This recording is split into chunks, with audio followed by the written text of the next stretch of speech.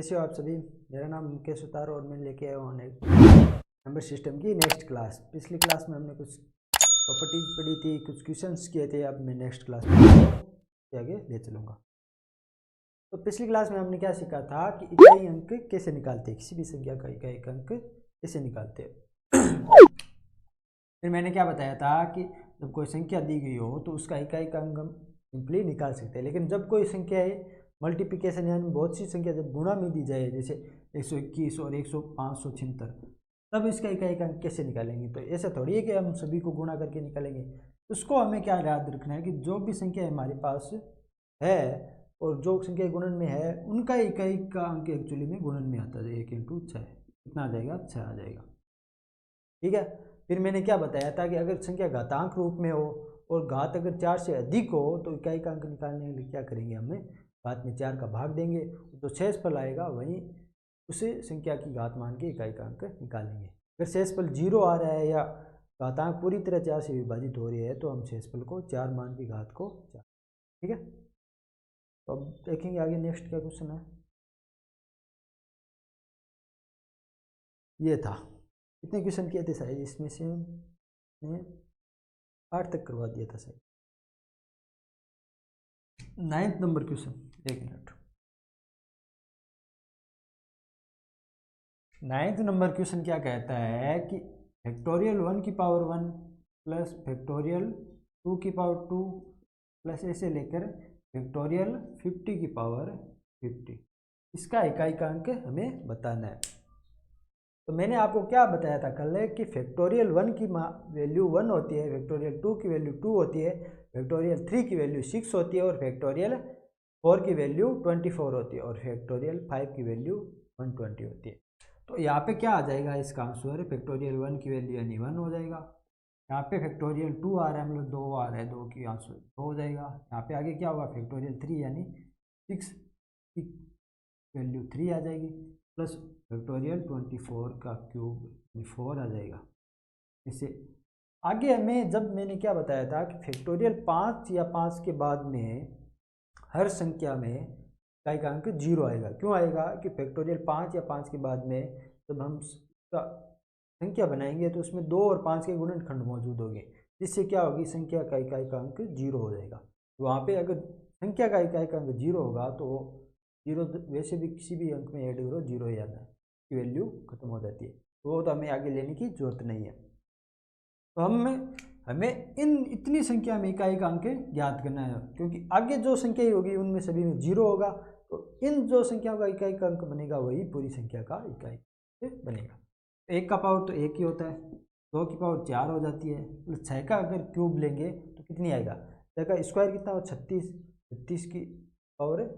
फिर मैंने आपको एक पढ़ाया था कि 6 की पावर 4 इसमें हमेशा 6 आता है, लेकिन 6 की पावर अगर n हो, 6 की पावर या कुछ भी हो, कुछ भी लो 6 की पावर, हमेशा उसके इकाई का अंक 6 ही आएगा, 6 इकाई का अंक आएगा। आपको याद रखनी है कि जब मैंने बोला था कि 5 की पावर n में कुछ भी लो तो इकाई का अंक हमेशा 5 आएगा, वैसे ही 6 की पावर n में कुछ भी लो आप, इकाई का अंक हमेशा 6 ही आएगा।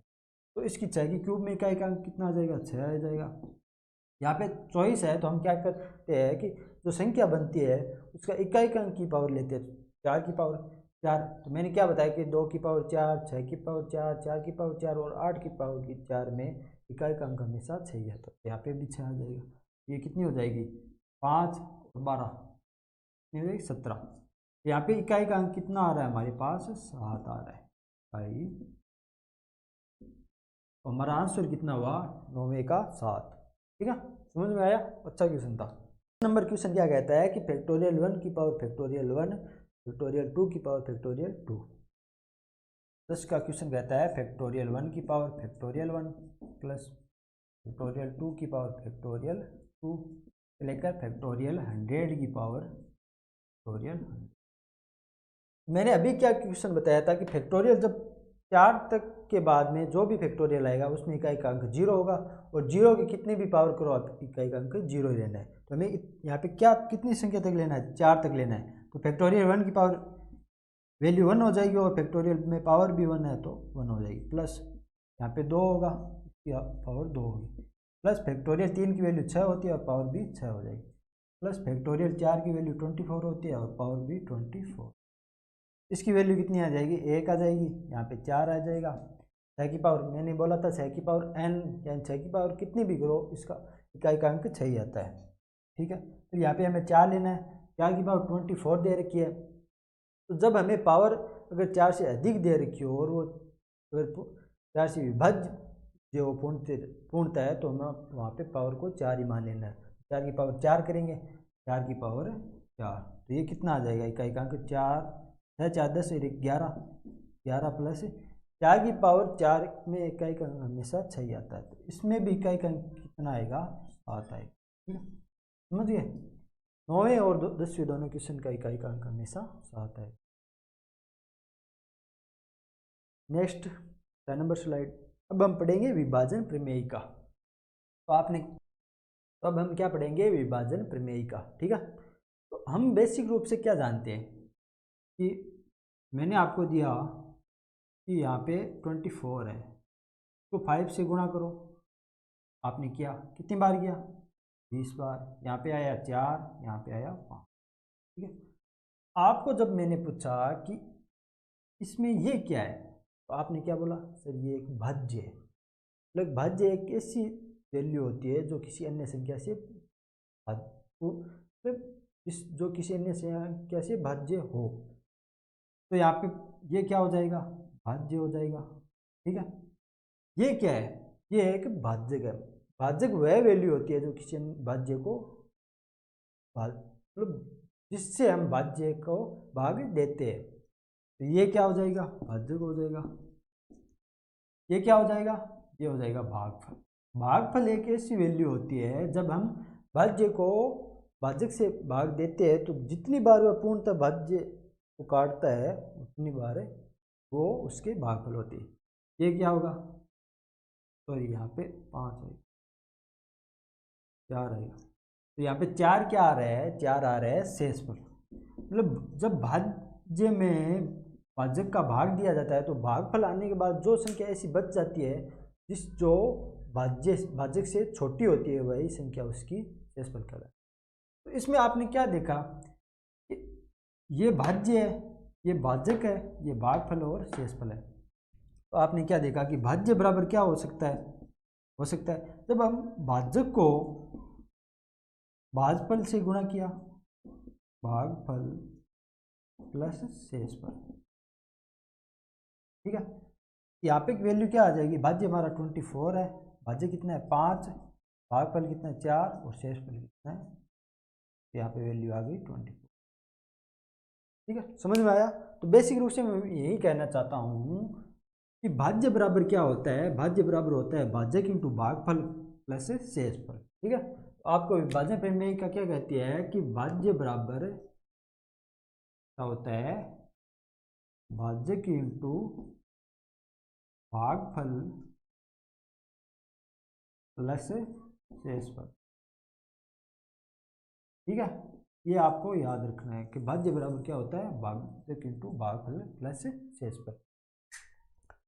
तो अब मैं आपको कुछ क्वेश्चंस पूछूंगा। क्वेश्चन नंबर फर्स्ट क्या कहता है कि विभाजन के एक सवाल में भाजक भागफल का 3 गुना है। क्वेश्चन नंबर फर्स्ट, हमने माना ये क्या है, मान लिया हमने भाजक अक्ष माना। ठीक है, हमने भाज्य माना y माना, भागफल हमने z माना और शेषफल हमने w माना। तो क्वेश्चन क्या कहता है कि विभाजन के एक प्रश्न सवाल में भाजक भागफल का 3 गुना है। भाजक जो ये भाजक है, ये भागफल कितना आ रहा है, इसको अगर 3 से गुणा करेंगे तो ये आएगा। फिर क्या कहता है, शेषफल का 4 गुना है। अब अगर शेषफल को हमें 4 से गुणा करेंगे तो हमारे पास क्या आएगा, भाजक आएगा। ठीक है, तो यदि शेषफल 3 हो तो भाज्य क्या होगा। अब हमें भाज्य की वैल्यू निकालने के लिए हमें किसकी वैल्यू चाहिए, एक तो भाजक चाहिए, एक भागफल चाहिए, एक शेषफल चाहिए। क्वेश्चन क्या बोल रहा है, अगर शेषफल 3 हो तो हमें अगर शेषफल की वैल्यू 3 दे रखी है, फिर क्वेश्चन क्या कहता है कि भाज्य के शेषफल का 4 गुना है। इसको अगर ये 4 गुना है तो 3 इंटू 4 यानी इसकी वैल्यू कितनी आ जाएगी 12। ठीक है। फिर क्या कहता है कि भाज्य का भागफल का 3 गुना है। जब हमने z को 3 गुना किया तब अगर 12 वैल्यू आ रही है तो 12 को कितने टाइम्स 3 से भाग करेंगे तो क्या आएगा z की वैल्यू। तो ये कितनी हो जाएगी 3 से डिवाइड हो जाएगी। तो यहाँ पे z की वैल्यू कितनी आ जाएगी 4। जब हमारे पास भाजक है, भागफल है, शेषफल है तो हम भाज्य ज्ञात कर सकते हैं। तो भाज्य कितना हो जाएगा, भाज्य हो जाएगा भाजक इंटू भागफल। हमारे पास भाज्य कितना है 12 इंटू भागफल कितना है 4 प्लस शेषफल कितना है 3। तो ये कितनी आ जाएगी 48 प्लस 3 यानी 51। ठीक है। तो फर्स्ट क्वेश्चन का आंसर कितना हो जाएगा 51। समझे। विभाजन प्रमेय का बेसिक रूप से यही कहती है कि भाज्य बराबर क्या होता है भाज्य इंटू भागफल प्लस शेषफल। अगर हमें भाज्य भागफल और शेषफल दिया जा रहा है तो हम भाज्य ज्ञात कर सकते हैं। ठीक है। समझ में आया। पढ़ो कि विभाजन के एक सवाल में भाज्य के भागफल का 6 गुना है जबकि भाज्य भागफल शेषफल का 3 गुना है। यदि भागफल 12 है तो भाज्य क्या है। नेक्स्ट क्वेश्चन क्या हो गया सेकंड क्वेश्चन, वही मानना है। अब क्वेश्चन क्या कह रहा है कि भाज्य के भागफल का 6 गुना है।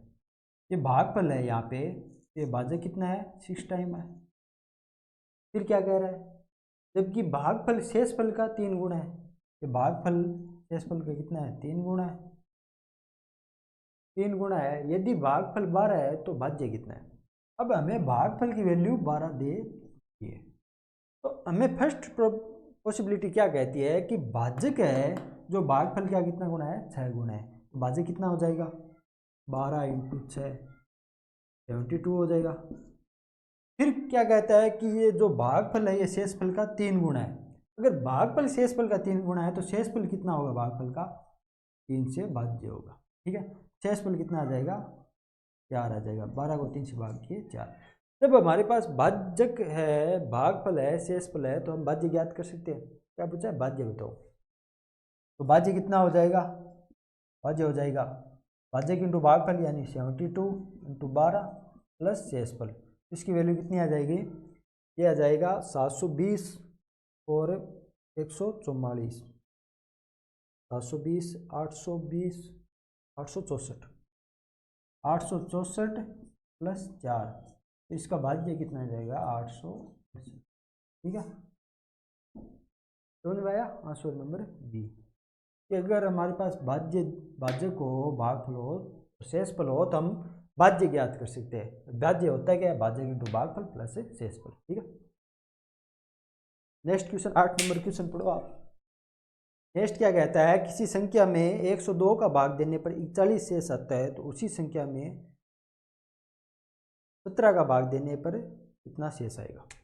नेक्स्ट क्वेश्चन क्या कहता है 3 नंबर क्वेश्चन। हमारे पास मान लो कोई संख्या है x।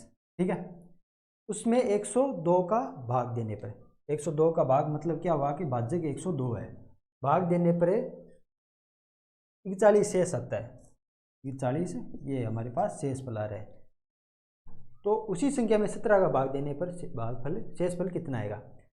अगर हमारे पास x में 102 का भाग देने पर 41 शेषफल आ रहा है मतलब x में 102 का भाग कुछ टाइम तो जा रहा है, हमने माना q टाइम्स जा रहा है। मतलब अगर हम x में 102 का भाग देंगे तो q तक वह पूर्णतः भाज्य होगा, फिर 41 शेष बचेगा। तो यहाँ पे q क्या आ जाएगा भागफल।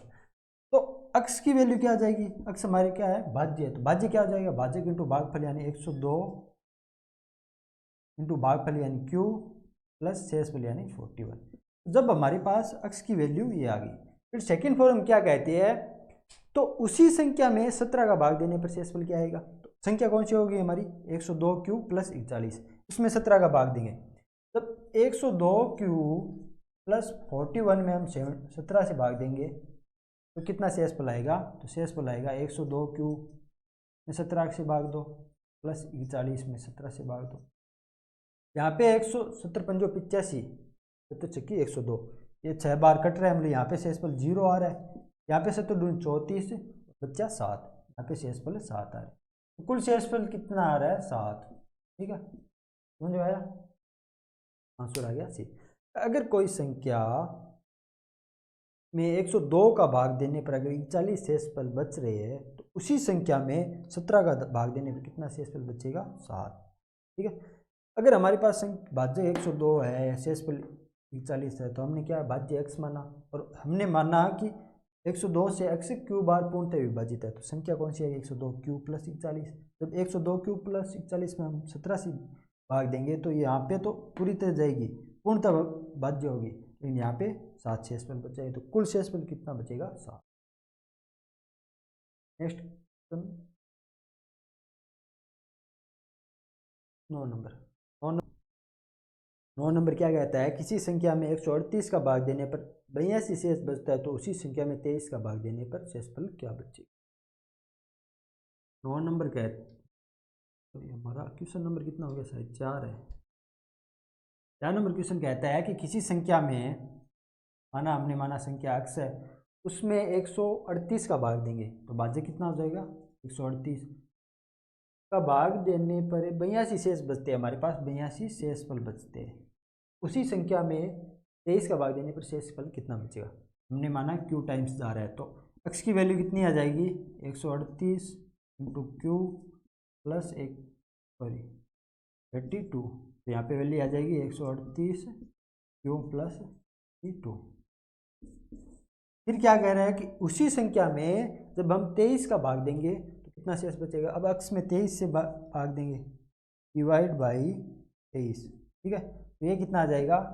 138 क्यू प्लस 82 अपॉन, जब 138 क्यू में 23 का भाग देंगे तो कितनी बार जाएगा? 115 6 बार ये पूरी तरह कट जाएगा, यहाँ पे तो शेषफल 0 बच जाएगा, प्लस यहाँ पे कितनी बार जाएगा? 3 बार जाएगा, और शेषफल कितना बचेगा? 69 हो गए, और शेषफल बच गया 13। तो कुल शेषफल कितना बच गया हमारे पास? इसका आंसर कितना हो जाएगा? 13। ठीक है, समझ में तो आ रहा है ना? अगर कोई दिक्कत हो तो मैसेज कर देना। क्वेश्चन बोल रहा है कि कोई संख्या अगर 138 से विभाजित करने पर शेषफल अगर 82 दे रहे हैं तो उसी संख्या को 23 से विभाजित करने पर कितना शेषफल आएगा? तो हमने क्या देखा कि संख्या हमारे पास क्या बनी? 138 क्यू प्लस 82।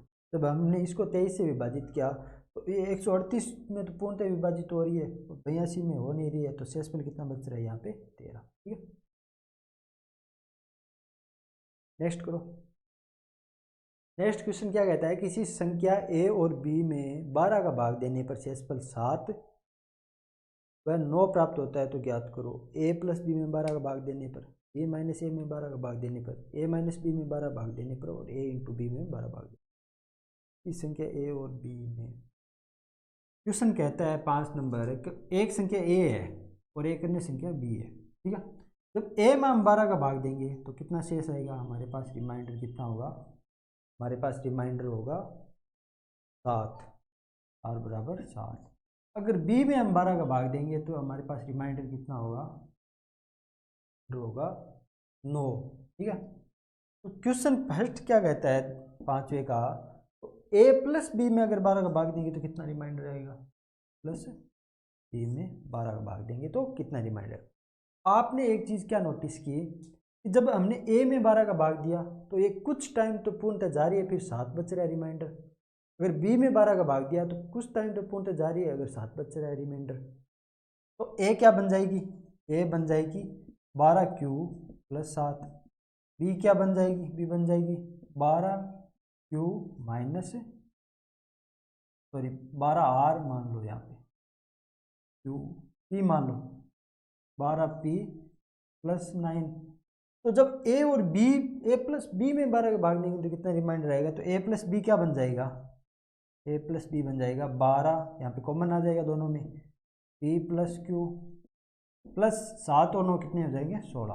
तब इस संख्या को हम 12 से भाग देंगे तो ये 12 यहाँ पे कट जाएगा, 0 रिमाइंडर आएगा, प्लस यहाँ पे जब 12 का भाग देंगे तो 4 शेषफल बचेगा। तो पूरी संख्या में कितना शेषफल बचेगा?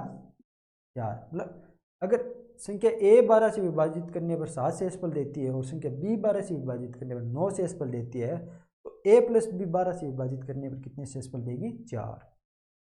सेकेंड क्या पूछा है इसमें? सेकेंड पूछा है बी माइनस ए। तो आपने इतना मैंने समझा दिया आपको कि जब भी हमें ए प्लस बी पूछे, अगर ए का रिमाइंडर दे, अगर बी का रिमाइंडर दे, फिर पूछे अगर ए प्लस बी प्लस बी, तो आपको अगली संख्या का अगर रिमाइंडर ज्ञात करना हो तो आपको उस रिमाइंडर पे ही बेस्ड होता है पूरा क्वेश्चन। कैसे? जैसे यहाँ पे हमने लिया तो ये 12 से पूर्णतः कट गया और रिमाइंडर पे बेस्ड हुआ, यहाँ पे जोड़। अब भी आपको क्या करना है कि जो भी संख्या ले पूछा जाए उसमें रिमाइंडर को अगर प्लस माइनस कर दो और उसमें जोड़ दो। तो यहाँ पे बी माइनस पूछा है तो R2, इसको हमने माना R1, इसको माना R2, तो यहाँ पे क्या हो जाएगा R2 माइनस R1 अपॉन 12 से विभाजित पूछा है तो 12, तो 9 माइनस 7 अपॉन 12, तो कितना आ जाएगा? 2 शेष पहले आ जाएगा। तीसरा क्या पूछा है हमें? तीसरा पूछा है ए माइनस बी, तो यहाँ पे रिमाइंडर क्या हो जाएगा? R1 माइनस R2, ये कितना हो जाएगा? 7 माइनस 9 अपॉन 12, ये कितना हो जाएगा? अगर आपको जब रिमाइंडर अगर माइनस में आ रहा है तो आपको क्या करना है, तो जितना रिमाइंडर माइनस में आ रहा है वो जितनी संख्या से हम भाग देते हैं उससे उतना घटा देना है। तो यहाँ पे रिमाइंडर कितना आ रहा है हमारे पास? -2, लेकिन माइनस में रिमाइंडर हो नहीं सकता, एक्चुअली में रिमाइंडर कितना होगा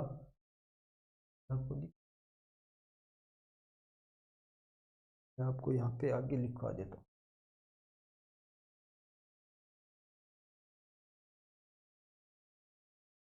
थर्ड क्या पूछ रहा है? थर्ड में पूछ रहा है ए माइनस बी का, तो R1 माइनस R2 कितनी हो जाएगी? 7 माइनस 9 अपॉन 12, कितने? -2 अपॉन 12, माइनस के 2 रिमाइंडर आ गए। मैंने क्या बोला कि जब रिमाइंडर अगर माइनस में हो तो माइनस में रिमाइंडर हो नहीं सकता, इसलिए आपको क्या करना है कि जिस संख्या से हम भाग दे रहे हैं उससे उतना घटा देना है। तो 12 माइनस 2, रिमाइंडर कितना आ जाएगा? 10। ठीक है, या फिर आप 2 आ रहा है यहाँ पे 17 माइनस,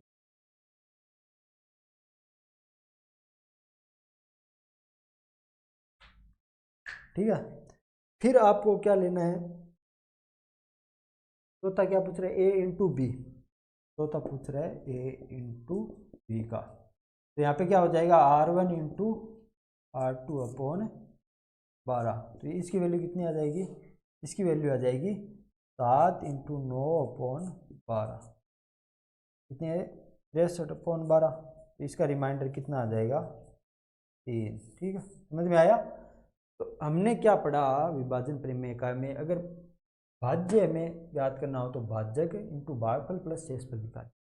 अगर कोई संख्या ए 12 से विभाजित है तो संख्या ए को 12 से विभाजित करने पर अगर रिमाइंडर 7 देता है और संख्या बी को 12 से विभाजित करने पर रिमाइंडर 9 देता है, तो ए प्लस बी को 12 से विभाजित करने पर रिमाइंडर कितना देगा? हमारा R1 प्लस R2 बाई 12 में रिमाइंडर को जोड़ना है या रिमाइंडर को घटाना है या रिमाइंडर का गुणा या भाग करना है।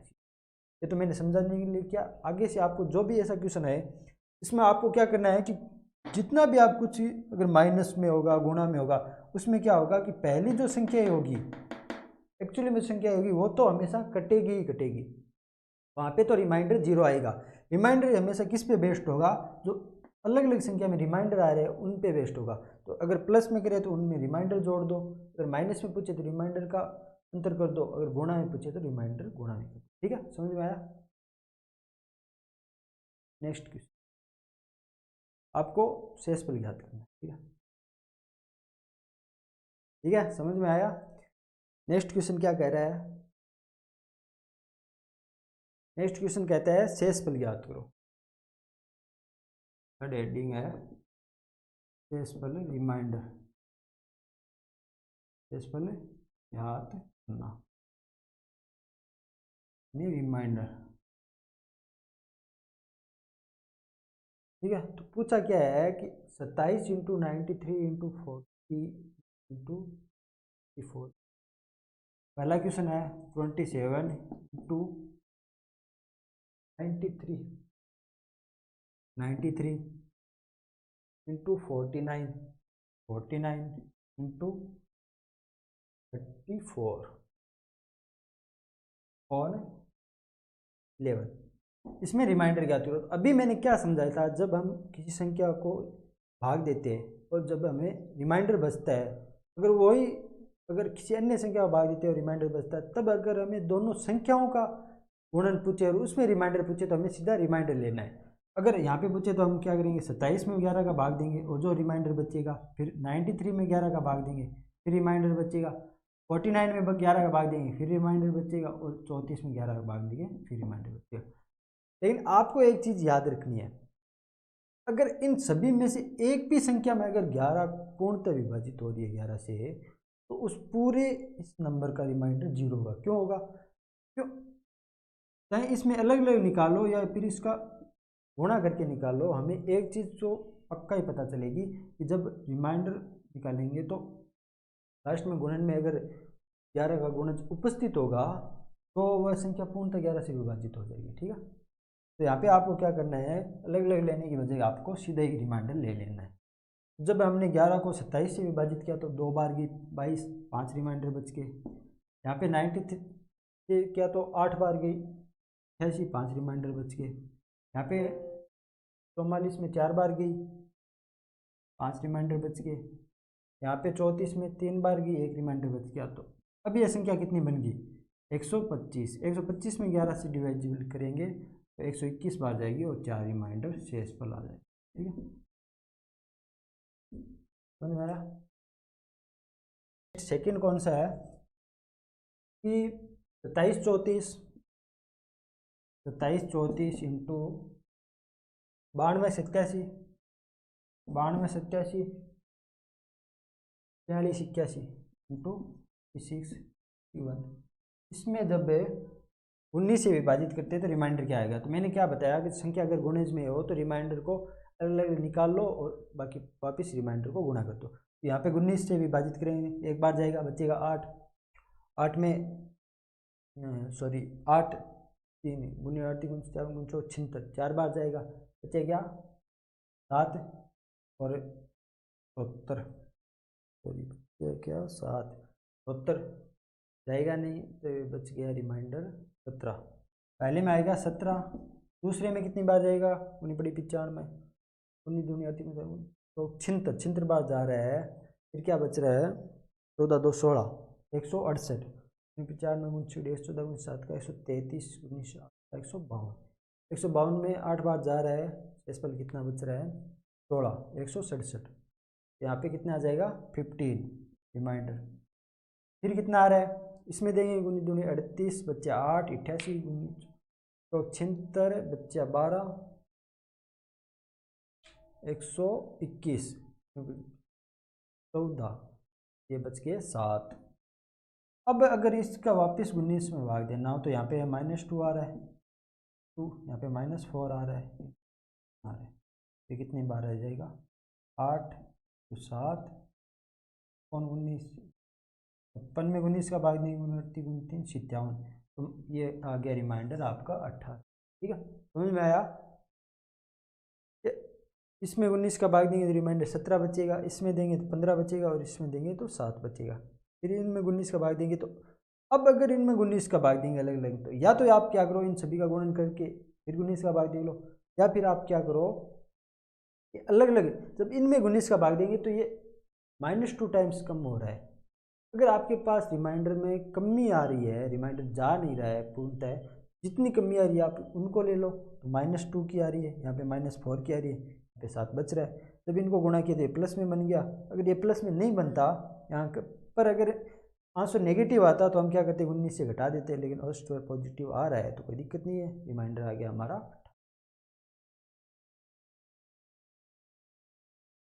ठीक है, नेक्स्ट करो। नेक्स्ट क्वेश्चन क्या कहता है कि 249 इंटू 673 इंटू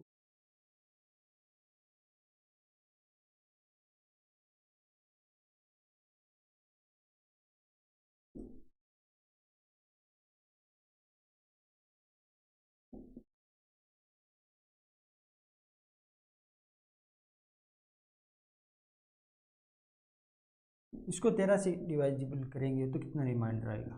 ठीक है, तो यहाँ पे 13 का भाग देंगे, 13 एक बार जाएगा, कितना बच गया? 11 129 19, 13 पंजे 65, यहाँ पे 5 आ जाएगा। ठीक है, इसमें देंगे 13 पंजे 65, बच्चे 2, 27, 13 दूनी 26, यहाँ पे 1 आ जाएगा। इसमें देंगे 13 सत्ती 91, बच्चे 3, 34, 13 दूनी 26, यहाँ पे आ जाएगा 8। ठीक है, इसमें भाग देंगे तो एक बार गया, बच्चे 2, 23, एक बार गया, बच्चे 2, 10, 106, 13 सत्ती 91, तो यहाँ पे कितना बच गया, 106, 13 8 104, ये 2 रिमाइंडर। इसको गुणा किया तो कितना है, 5 इंटू 16, 16 पंजे 80, में 13 गए, 13 से 73, यानी 2 रिमाइंडर। इसका आंसर कितना आ रहा है, 2। ठीक है, समझ में आया? ये 4 हो गया, ये 5। 5 नंबर क्वेश्चन क्या कहता है कि 600 की पावर 7, 6 की पावर 772 माइनस 321 इंटू 440, 321 इंटू 447। ठीक है, फिर क्या है, प्लस 523, प्लस 523। जब इसको 15 से भाग करेंगे तो रिमाइंडर कितना आएगा? तो अगर जब हमारे पास वैल्यूज या फॉर्म्स में हो, जैसे यहाँ पे ये अलग फॉर्म बन जाएगी, यहाँ पे माइनस आ जाएगा, ये अलग फॉर्म बन जाएगी, हम यहाँ पे प्लस आ जाएगा। मैंने क्या बताया था कि जब इनके ए का रिमाइंडर ज्ञात करते हैं, फिर बी का ज्ञात करते हैं, फिर सी का ज्ञात करते हैं, और उनका गुणा प्लस मान जो भी करना है, यहाँ पे हम क्या करेंगे, संख्या को अलग ले लेंगे। 277 की 2 में 15 का रिमाइंडर माइनस 321 इंटू 447, यहाँ पे 15 का रिमाइंडर प्लस 523 इंटू, तो यहाँ पे कितना रिमाइंडर रहेगा? जब इसमें अगर हम 15 से डिविजन करेंगे तो ये कितने बन जाएगी, यहाँ पे 275 में पूर्णतः जाएगी, लेकिन 2 डेसिमल बच जाएगा रिमाइंडर, तो स्क्वायर है तो यहाँ पे रिमाइंडर कितना आ जाएगा, 4 आ जाएगा। माइनस जब इसमें अगर हम डिविजिबिलिटी लगाएंगे तो 300 में जाएगी 315, यानी 6 बच जाएगा। तो यहाँ से रिमाइंडर कितना बच रहा है, ये जाएगा 14 और 147, मतलब 9 बार जाएगा 147, तो यहाँ पे बच जाएगा 12 कौन 15, प्लस इसमें रिमाइंडर देंगे तो कितना बचेगा, 7, 7 3 73, 13 रिमाइंडर आ जाएगा यहाँ पे। तो कुल रिमाइंडर कितना आ गया, 17 माइनस यहाँ पे रिमाइंडर कितना आ रहा है, 5 की 72 में जाएगा नहीं, 12 ही आ जाएगा। तो इसका कुल मिला के रिमाइंडर कितना आ रहा है, 5 आ रहा है। ठीक है, तो दिख नहीं, तो यहाँ पे जब रिमाइंडर निकाला था हमने, यहाँ पे रिमाइंडर कितना आया, 4 आ गया, यहाँ पे रिमाइंडर कितना आया, 72 इंटू 15 प्लस 13, तो यहाँ पे कुल कितना हो गया, 13 प्लस 4 17, माइनस इसमें रिमाइंडर कितना बच रहा है, 12 बच रहा है, तो रिमाइंडर कितना आ जाएगा, 5। ठीक है, समझ में आया? क्या क्वेश्चन था? नेक्स्ट क्वेश्चन क्या कह रहा है, आप सोल्व करो।